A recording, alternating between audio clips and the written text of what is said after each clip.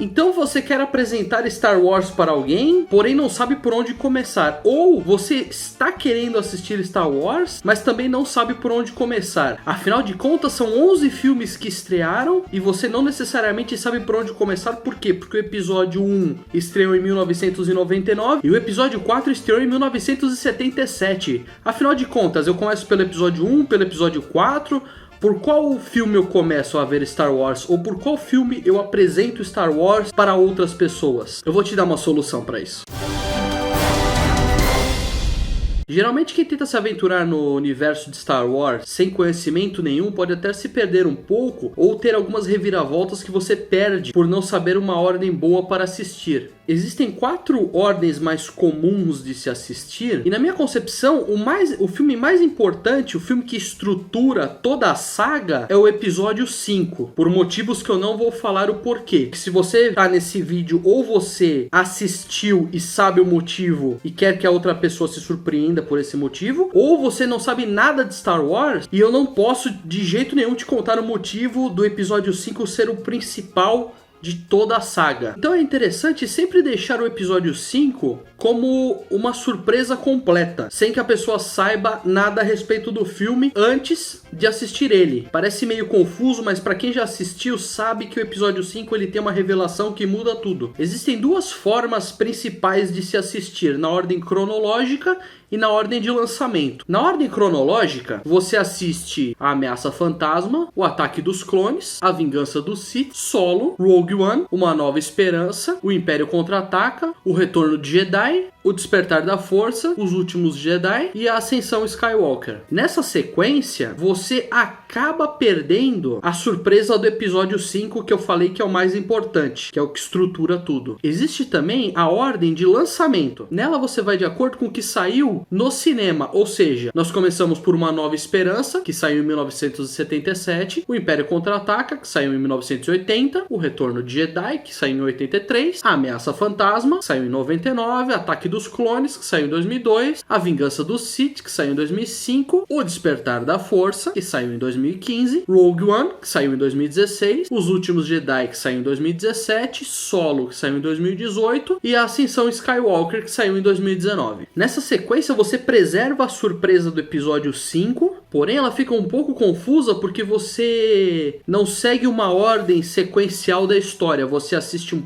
bloco, depois volta no passado, depois vai muito pro futuro, depois fica entre passado e futuro, e algumas pessoas podem se perder um pouco se não tiver alguém auxiliando do lado, meio que explicando um pouco o que está acontecendo. Existe também a ordem Richter, que pelo que eu dei uma pesquisada é uma das favoritas de muitos fãs de Star Wars. Eu não curto muito ela não. Ela é da seguinte forma, ela começa com Uma Nova Esperança, O Império Contra-Ataca, aí você, ao invés de ir para o episódio 6, você volta para o episódio 1, Ameaça Fantasma, Ataque dos Clones, A Vingança do Sith. Aí sim você vai para o episódio 6, O Retorno de Jedi. Essa sequência ela foi feita antes dos últimos filmes serem lançados, então ela não inclui o episódio 7, 8 e 9 e nem os spin-offs. Nesse caso, eu só complementaria depois do Retorno de Jedi, colocaria O Despertar da Força, Os Últimos Jedi e Ascensão Skywalker. Essa sequência preserva o episódio 5 e como você assiste depois do 5 você volta por episódio 1, ele consegue explicar bem todo o panorama por que o episódio 5 é tão importante.